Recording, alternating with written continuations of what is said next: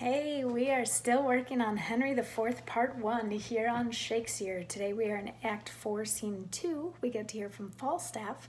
But before we get to Falstaff, let's just do a quick recap. Yesterday we got to hear from Hotspur because his father and his uncle, who he thought were going to support him in this war, are not able to show up to fight, and so they're feeling like they're kind of screwed, but then they're like, you know what, let's go fight anyway. Let's go die with honor. And that's how Act 4, Scene 1 ends. So now in Act 4, Scene 2, we get Falstaff and Bardolph just talking like they do, and then Bardolph leaves. And Falstaff gets a moment alone on the stage, and it's kind of an interesting moment because he's been such a blowhard up to this point. But then for this moment, like, he's been trying to help muster an army. And he says, "If I be not ashamed of my soldiers, I am a sauced gurnet. I have misused the king's press damnably. I have got, in exchange of 150 soldiers, 300 and odd pounds. I press me none but good householders, yeomen's sons. Inquire me out contracted bachelors, such as been asked twice on the banes. Such a commodity of warm slaves as had as lief hear the devil as a drum. Such as fear the report of a caliver worse than a struck fool or a hurt wild duck. I pressed me none but such toasts and butter with hearts in their bellies no bigger than pins' heads, and they have bought out their services.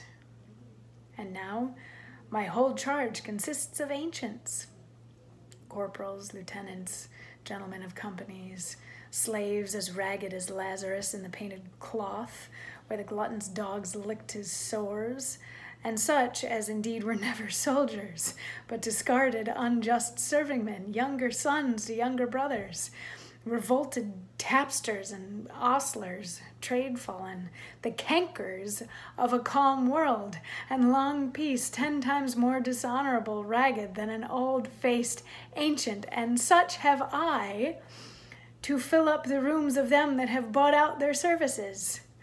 That you would think I had 150 tottered prodigals, lately come from swine keeping, from eating draff and husks. A mad fellow met me on the way and told me I had unloaded all the gibbets and pressed the dead bodies. No eye hath seen such scarecrows. I'll not march through Coventry with them, that's flat. Nay, and the villains march wide betwixt the legs as if they had gyves on. For indeed I had the most of them out of prison.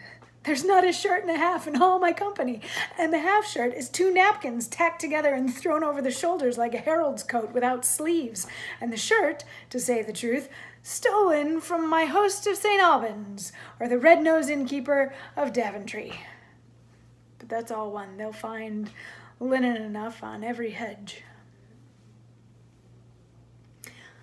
So an interesting moment where we get to see Falstaff reflecting on how badly he's failed and feeling badly about how badly he has failed, which we don't normally get to see from Falstaff. And then, the scene just kind of ends shortly after that, I believe. And then tomorrow we get into Act 4, Scene 3.